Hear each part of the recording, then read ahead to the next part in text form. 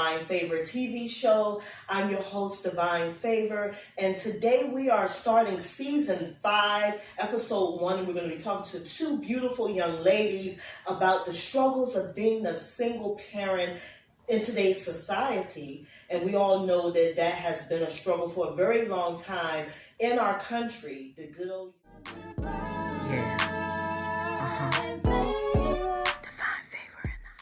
Season 5, guess her name is Gabriella Johnson. Thank you for being on the show. Thank you for having me. Wonderful. And I like to ask her a few questions about herself. So where are you from, born and raised? I was born here in Savannah, mostly raised in Effingham, South Carolina, Hardyville, kind of all over the place between Georgia and South Carolina. Okay, very nice. And you are the mother of 3 boys? Yes, 3 beautiful boys. Wow. Mason, Jason, and Bryson. Yes, and what are their ages? We have 6, soon to be 5, and a 1-year-old. Wow. Yes, she has the stair steps. I remember having stair steps myself a few times and everything. So tell me a little bit about some of the joys of being the mother of 3 boys. The joys is the fact that I'm raising gentlemen. Like, I appreciate that part of it. My oldest, he told me the other day, he said, "Mommy, I'm proud of you." Oh. That melted my heart when he told me he was proud of me, because it's just like, regardless of the struggles that you go through, the things that we feel like we're not doing right as a parent, to hear your 6-year-old tells you, "I'm proud of you," that was a blessing. So it felt wonderful to hear. Wow. You know what? It's nice when our children really appreciate that. For him to be at such a young age, you truly are raising a gentleman. Yes. Wow, that is wonderful. What are some of the things that you would like to see happen for single parents in our country? I feel like we have a lot of resources. It's about the knowledge. I feel like we don't have a lot of knowledge out there on how to access these resources. Yes. It's pretty much word of mouth, or you don't know exactly what all benefits you can get. So I feel like we do have a good bit of resources. It's all about the knowledge out there from, you don't know about WIC until you actually get pregnant and somebody tell you, "Oh, you need to go get WIC." Yeah, that's true. You don't know about CAPS until it's time for you to go back to work, and now you got to figure out how I'm going to get CAPS. Do I even approve for CAPS? So that's been one of my personal struggles with having 3 boys alone, trying to figure out, okay, I got to work full time.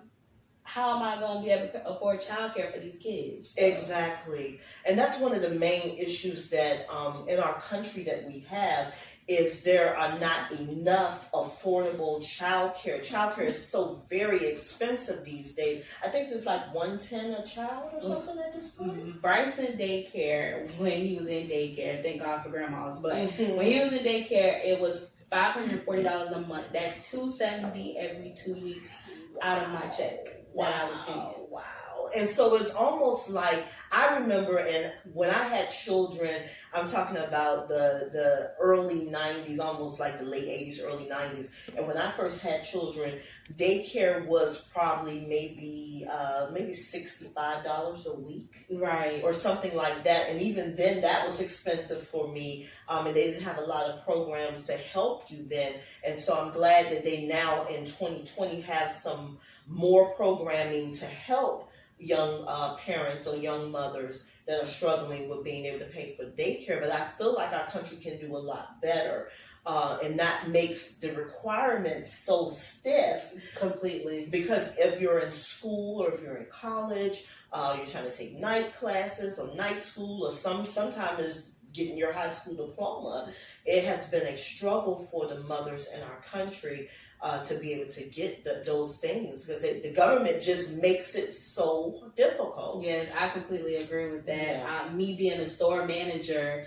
it's like I make too much money to get CAPS, but I don't make enough money to pay for my household. That's ridiculous. It is like, absolutely ridiculous. I make too much money to afford childcare, but I can't pay for my household. Yeah, and you know what? I feel like, if anything, those who are trying, if you're working or going to school and you're really trying, to make a life for yourself and your children, I think that our country should have more to help. Right. They really should. I mean, now, the first thing people will say is it was your decision to have children. And that's completely correct. Right, and yeah, it is your personal decision to have children, whether you're married or single. Nevertheless, we are a country of resource. We are a country, in fact, we're one of the top countries in the world. Mm-hmm. And in actuality, we should be able to offer our young women more benefits. So now we're going to get down to the cons of being a single parent. So whatever you want to say at this point is fine, because you know what, there is a struggle, and sometimes there's a headache, and there's a heartache and a pain. So tell me a little bit about that.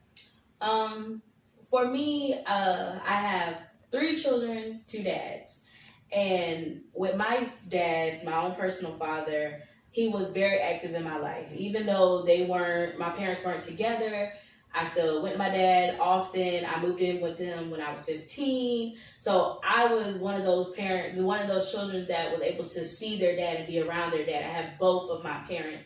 And so with me not being with my kid's father, that's one of the things I want for us to at least have a good co-parenting situation. Yes. Now, with my first 2, it was a struggle for a while. Mm-hmm. And, eventually we had that friendship where we were able to get that bond. As of right now, he takes care of my oldest 2. They primarily live with him. I'm still a very active mother.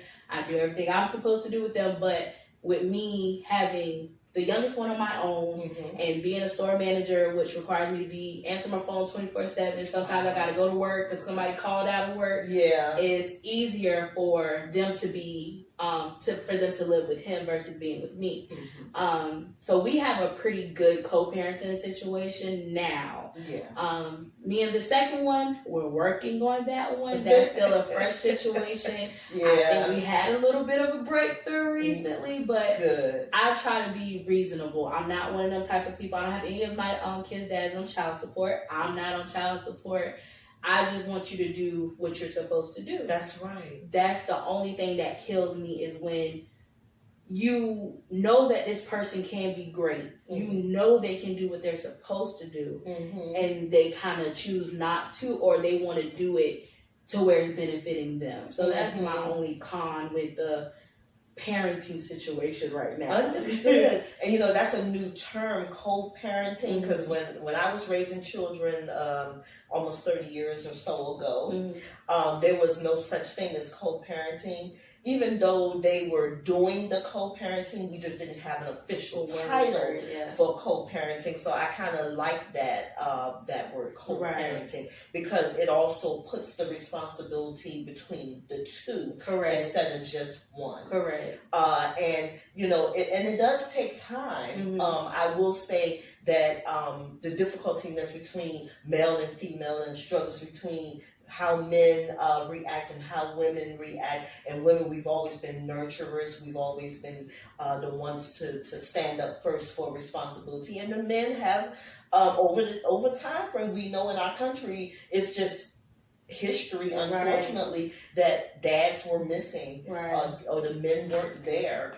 Unfortunately, now you do have some good dads. You do. Like I have a complete 360 with the first one. So he had to get his life together, and like I said, right now, while I'm unable, he's able to step up. Him and his fiance, they're literally and fiance, and they have a baby on the way, and I'm extremely happy for them. That's good. And me and his fiance, we have a beautiful relationship with each other. Like, I'm so excited. Wow. I cannot sort of wait like for Will Smith and Jada Pinkett Smith and Sherry. I remember when they didn't get along at the beginning of the relationship, and I kind of love their story, and that kind of reminds me of their story. And the funny thing is, like, in my little dream perfect fantasy. That's how I want my relationship Yes. to be Mhm. with, you know, my future husband, wherever you at. I'm looking for you. All right, future You know, husband, wherever but you are. I just feel like it's a partnership. And Yes. I don't want to look for my happiness within a person. Mhm. I want to be able to have my own happiness, and you just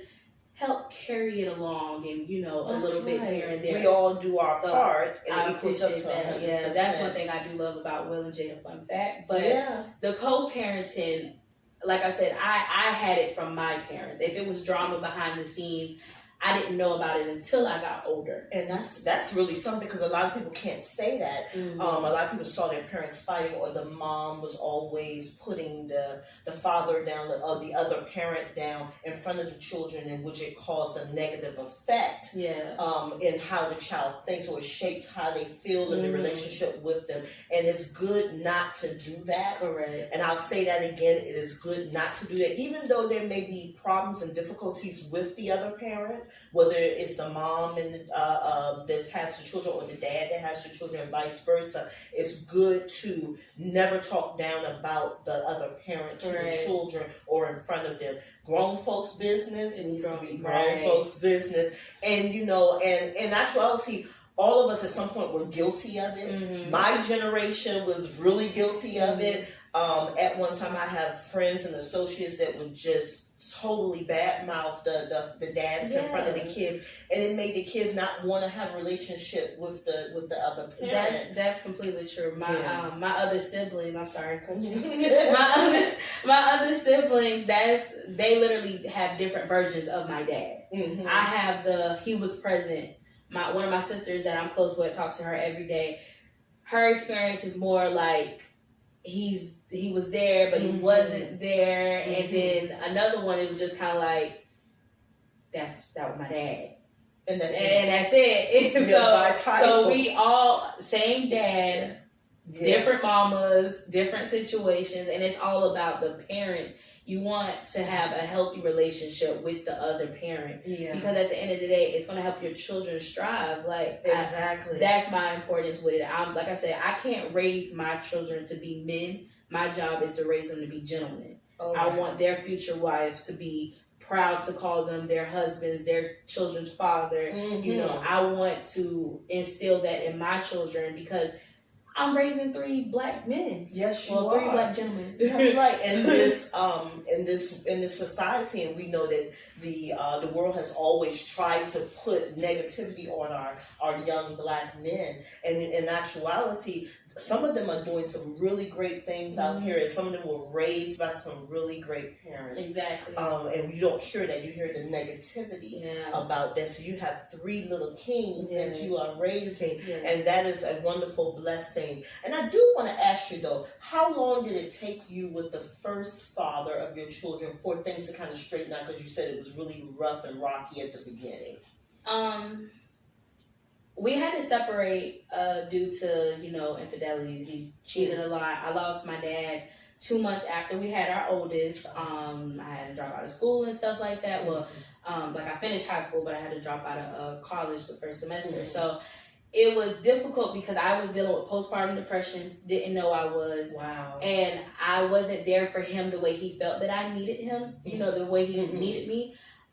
So we had that constant battle where he felt like I wasn't being there for him. Right. It took probably about, I want to say like 2 to 3 years Mhm.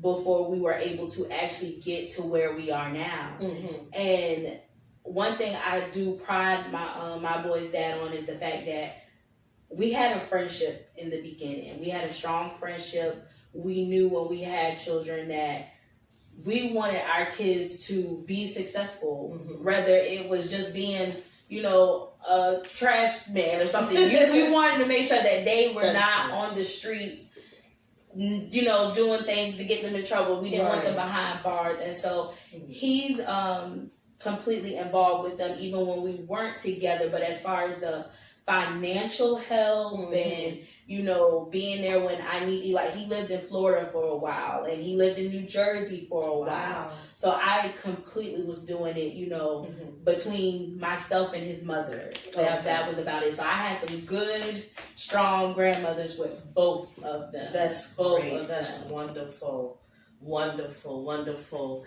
Okay, so with that being said, I thank you for being on the show. Thank you first for of having all. me. And I love the fact of how your story came together. You were so completely honest, and that's what we need, transparency. Right. In order to help others in the same situation or those who may be coming behind you, being a young parent and knowing that things doesn't always have to stay negative. It can turn for the positive or for the better, or it can be parenthood can be a wonderful experience altogether.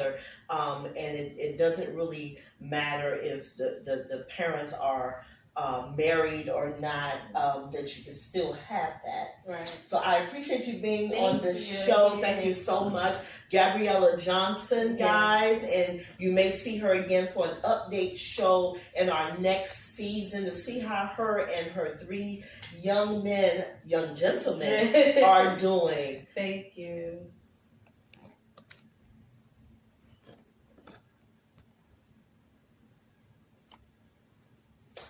Welcome back to the show, guys, and my next guest will be Atiana Owens, and we'll be talking with her also about being a single mom. And we're back with the Life of Divine favorite TV show. Our next guest is the beautiful Atiana Owens. Thank you so much for being on the show. No problem. Thank you for having me. Yes, ma'am. You got to speak up just a little bit because we want to make sure we hear all about your story. So, tell us a little bit about you. Where were you born and raised? I was born and raised in Peoria, Illinois. Okay. And my mom moved us out to the country after she got married, so we moved to the country, and I graduated high school. I was the only black person in my graduating class. Really? And then from there, I moved out. Well, yeah, we'll say moved out of my mom's. Moved in with my boyfriend, and just ended up down here in Savannah for school. Okay, and you were going to... I was going to SCAD. Yeah. Okay, that's a nice school. I ended up transferring because I was going broke, paying for everything Wow. by myself. Wow. So I transferred, finished my culinary degree, and then I had babies. Okay. All right. So you became a single mom at around what age? 21. 21. Okay, well that's not bad. Some of us became single moms in our late teens or early teens. It all depends, depends on when the situation occurs. And so tell me from the very beginning, from your first child, you have 3, right? Yes. Okay, she also has 3, so I did good today. 3 and 3, Okay, so this is really, really, I believe, going to be a blessing for somebody. So with your 3 children, your first child, kind of give us an experience of some of the positive things about being a mom for the first time. Oh, well, it was beautiful, definitely. Like, you don't really know what it's like to be a mom until you are a mom. Like, I've taken care of kids basically my whole life. Growing up, I've had siblings, and so many cousins that I can't even count. So you're sort of like a mama to the kids in the family. Definitely. Okay. Definitely. But it's so different. Yeah. So different. And you don't never know what to expect. It's something different every single day. But that moment of that child, coming out. Yeah. What they do, I mean, they probably always done, but what they do, they push it out or they take them out, however you get it done. They put them on top of you, and it's just like just have a moment that just like a snap of connection with your child. It's an instant bonding. Yeah, it's crazy, but it's magical to say. It was beautiful. Definitely. A moment. Okay, well that's wonderful. And he is how old now? She. Oh, yes. Your first baby was a girl. Yes. Okay. Emery. She is 5. Going on 15. Oh, yeah. Going on 25. She is really something, but she is such a talented, special little girl. My diva, and she loves all things dance and princess and singing, and Yeah. She's drama. She's very Drama active. queen. I believe she's going to be on somebody's television set. Oh, let her. Yeah. If she got anything to do with it. Yeah. Yeah. Definitely. So. Definitely. And your second child is a boy. Yes. My Okay. second is Emmanuel Alexander. And he is 3 now. Uh-huh. Yes. Going on 33. Nah, he's 3 going on 3 months because he thinks he's a baby still. Ooh. Yes. You know, Manny is I have to say, he's very active, Mm-hmm. and you know, he just reminds me of my son when he was younger. My oldest son, he was just so hyperactive and everything. So it's just like he zoom, zoom, zoom, zoom, Yes. zoom, zoom. Yeah, He never stops. I tell you, they can play all day at daycare and still come home and still got more energy. until they fall asleep. My, I pray for you. Goodness. I don't miss those days at all. I remember raising young kids. I had several sets of children. I had children from the first marriage was one set, the second marriage was one set, and then I had one with the third marriage. And then in between that, I had stepchildren that I raised or reared and that lived with me. And, you know, so I went through the whole process of having 3 to 4 sets of children coming, you know, throughout the home. So I remember raising the boys. It was the easier part of my life when I raised my sons. The girls is what drove me crazy. Yeah. And having those teen girls and all the different attitudes and personalities. So that was a challenge for me. And I see that your daughter is, she's like almost like you. Like it's like a little you. Definitely. She is my mini me. Uh-huh. She loves to, every time I tell her something, she just has to come back with something. And it's not necessarily a smart comment. It's sort of in a way of like talking to a little adult, because she'll say something that makes sense to you. Yeah. You know, something that makes Isn't sense. it That is something just how- like, can you just do it? And not, Yeah. you know? Don't give me any feedback. I just want you to do it, because I remember when we were growing up, it was do as I say, not as I do. Yeah. But it was more so because the adults didn't want to be challenged Mm-hmm. when they knew. Actually, sometimes what comes from the mouth of babes is actually wisdom. Yeah. Even with them being this high, you know, and sometimes it just irks my nerves. I have a daughter like that, Kim Yana. She's 17 now. She's going to graduate from high school, and she is like my mini me. But sometimes I don't like it. Mm-hmm. I don't like that she's my mini me, because that means she's a very outspoken, upfront, in your face, you know, and she tells you the truth a lot of times, Yeah. and sometimes we don't like the truth. Yeah.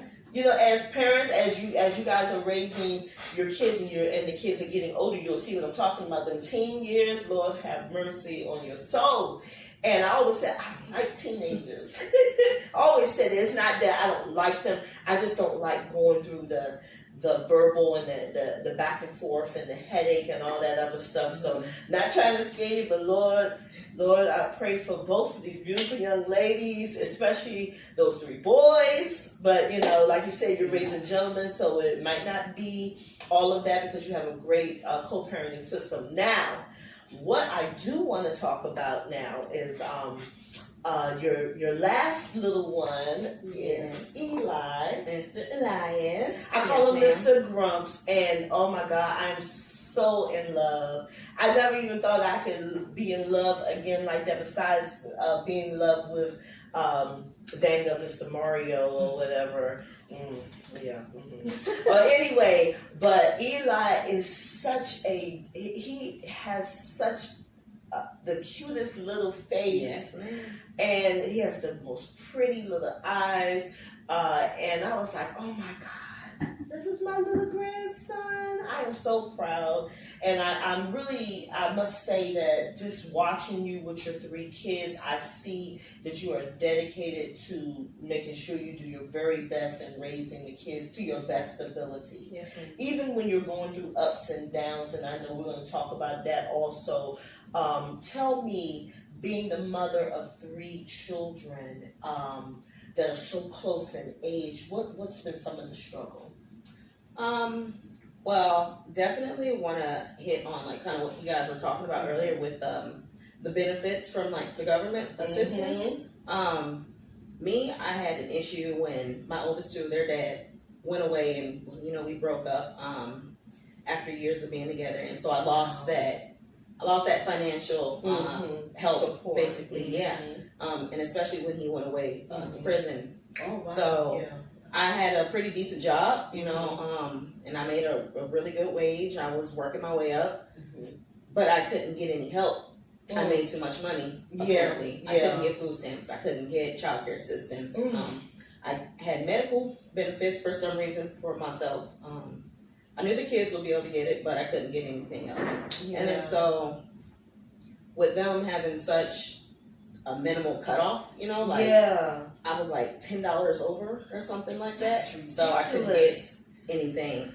I'm going to say this, and I'm saying this on camera, and I hope that they actually hear this or watch this show. Our U.S. government, Department of Social Services, throughout the United States, we're here in Savannah, Georgia. Oh my goodness, you guys are absolutely ridiculous with the requirement that you put on people, the restraint, the restriction of not being, are you serious? $10 to $50 over and you won't help them? These are people that are not just laying around. They want to work. They want to help themselves. And I think that our government, instead of other things that they're putting money into, and I just won't say some of those things on camera, we'll talk about that another time. But when it comes to our system for women and children, the United States government, the United States Department of Social Services, you guys need to do better. You guys need to sit down and figure out a better formula to not suppress them and make it hard for them to be able to take care of their children, make it hard for them to find child care, make it hard for them to find assistance with food. It needs to be where they can get the help that they need and also get up on their feet. So eventually that program can help somebody else and they can get off of the program and become 100% independent. And this is the frustration, it's not just in our Black communities, it's all over. There are people, Caucasians, there are other races and cultures that have actually gone through it. But it seems that our government focus on those of us of color and they try to make it as difficult as possible. And I just think that it is very sad. And something needs to be done about it. I don't know if there needs to be committees formed. I don't know if some of our young people coming out of school need to get into politics and get into government and get into social work so you can help make a change in our country for those who are coming behind this generation of young parents and young mothers. So now, with all of that said, I know that was just one of the biggest things. Financial is one of the biggest things. Getting the assistance that you need. And then you're working and it's very hard to make ends meet. And I know that your story goes very deep and you went through some displacement or homelessness. You want to tell us about a little bit? So due to the fact that, I wasn't able to get the assistance I needed, I had to leave my job. So I basically started back at square one. This is what I went to school for. I had my associate's degree in baking and pastry. So I was going and I was dedicating myself and my time away from my kids, because I was working nights. So all nights, every night, all weekend, But, I was like, it'll be worth it, in the end. It'll be worth it, I can be a pastry chef in the next year or year and a half, so thinking it'd be worth it, but I had to start back over at square one, and it didn't go how I thought it would go, so I just kept getting knocked back, and I moved, and money just ran out, and I lost my car, I lost our new apartment, and so I went to stay with a friend, and I just recently moved out of hers, and so we're still displaced, but it's gonna work out. Oh yeah, and the thing is that when I feel like this on a spiritual note, when you are trying, the Creator sees that, and He will provide a way for you, and and I just want you to keep your head up and know that somebody cares. Of course, we care.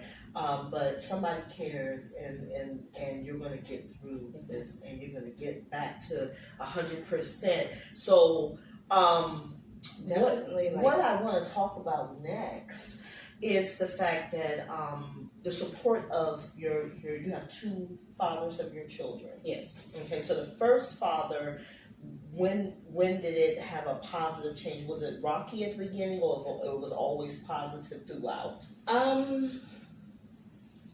Financially, it was always pretty great. Good.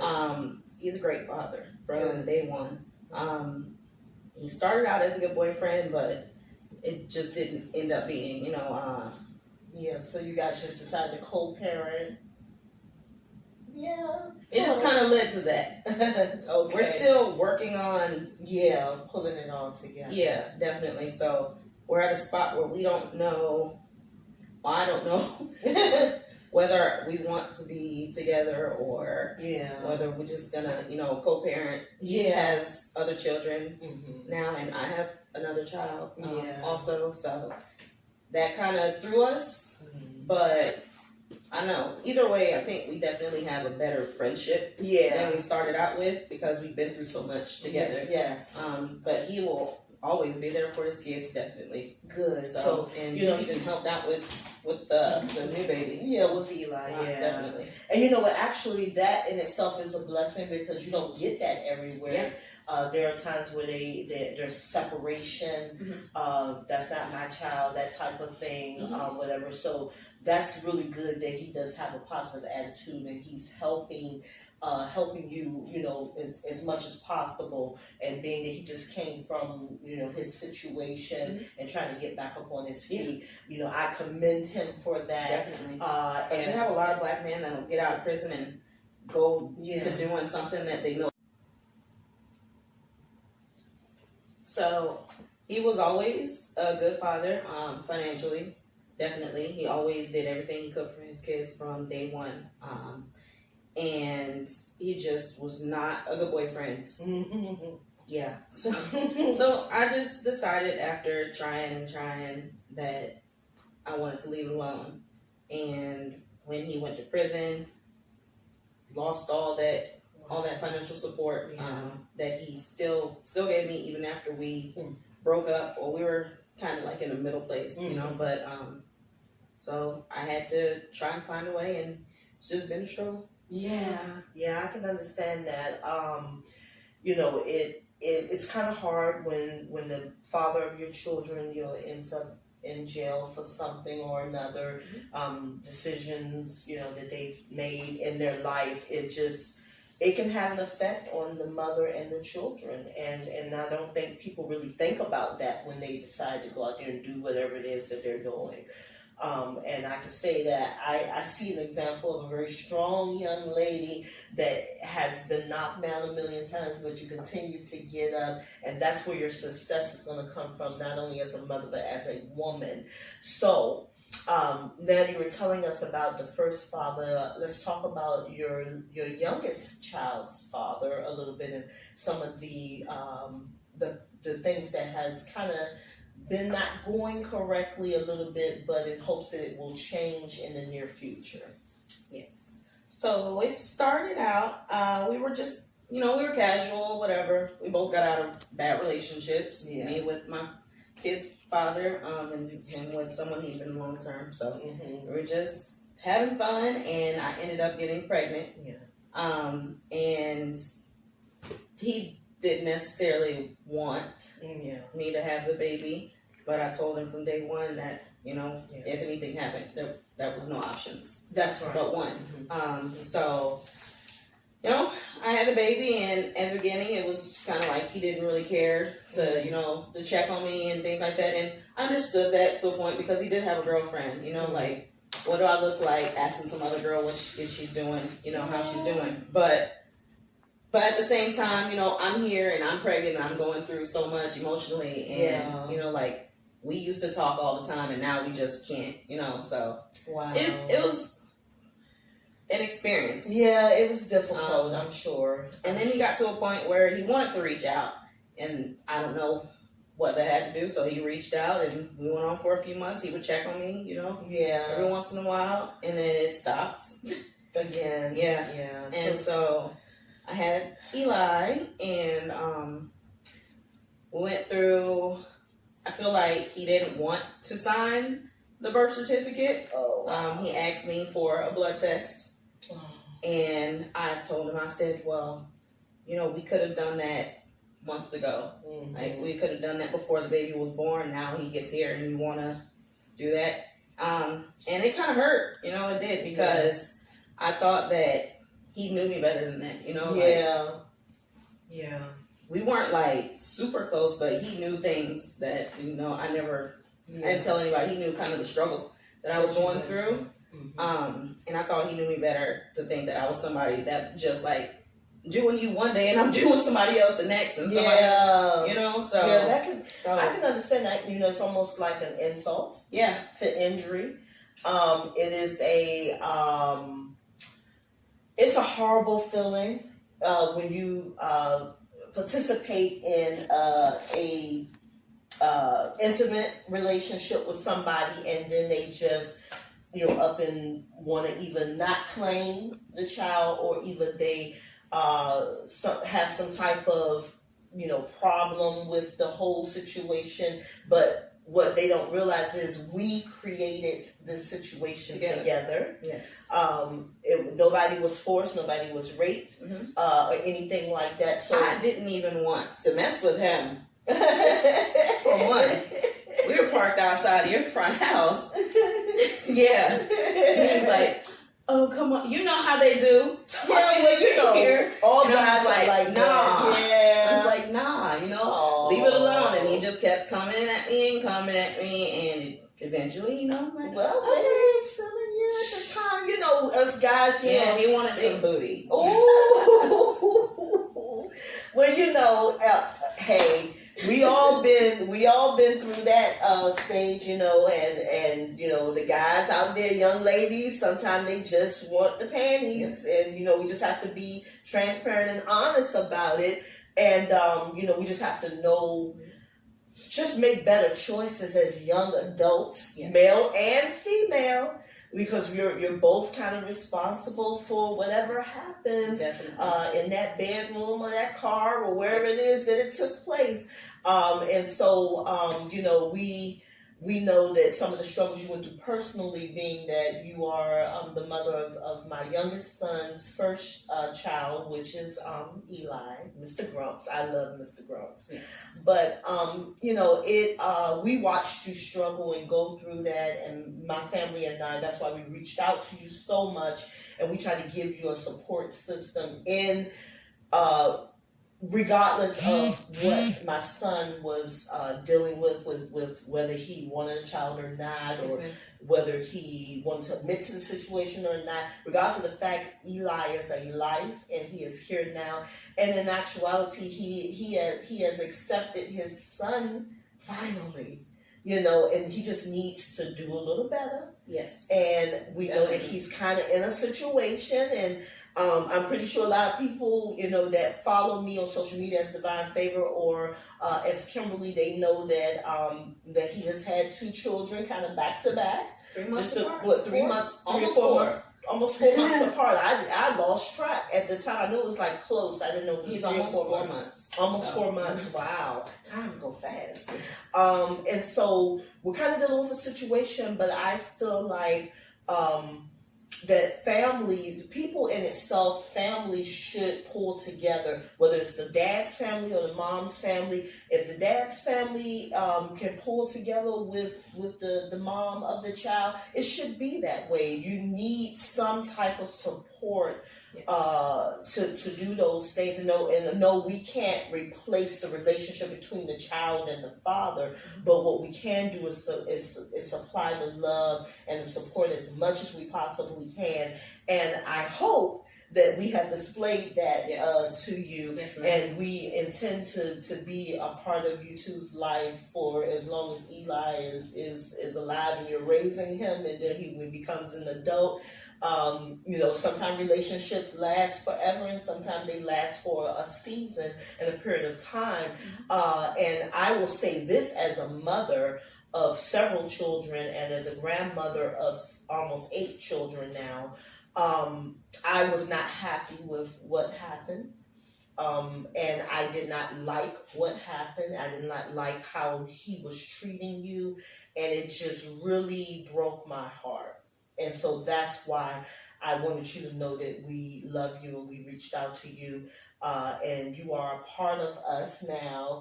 And we just want to just extend as much love to you as possible and let you know that, because technically I think you're a fantastic young lady. And I am so happy that you are the mother of my grandson, because I know he's going to be raised well. I'm gonna try. Yes, Sure. you're doing a Definitely. great job. He is just such a joy, and you are joy also, and we just love you. So we just want to say, I want to say that to hundreds and thousands and millions of people. How many other people watch this show? We want you to know that, irregardless of any other decision that has been made between Yes, the ma'am. two of you, and I pray and hope that he will grow and mature, and that he will become 100% involved with his son and his daughter, Yeah, that'd be and nice. and just just love on both of them. Yes. And I know, And that's what I want, because I don't want him to feel I don't want Eli to feel, like yeah. he's not good enough to be loved by his dad. Yeah, nothing right. like that. So Well, I understand that, but Definitely. trust me, we want him to be loved by his dad also, and by all of us. And so, and we're going to end that on a good note and a positive note. And we thank you for being on the show. Thank you. Oh, darling, it's okay. And and it's okay. It's going to be all right. Trust me, it is. Oh, yeah. And I understand the emotions. Trust me, I do, and that's why I wanted to reach out to you and give you an opportunity to tell your story. And we thank you guys for watching. Get ready for episode 2 that'll be coming up in just a few weeks in the month of April. We know that there has been some delays and things because of our national coronavirus situation. However, we are blessed in Chatham County and Savannah, Georgia so far that we don't have anything going on here. And the next taping is actually coming out of Alabama, which will be done by video. So they won't be live on the set, but it will be done by video, so you guys can still tune into the show. It won't miss a beat. And thank you for tuning in to the Life of Divine Favorite TV show. God bless you.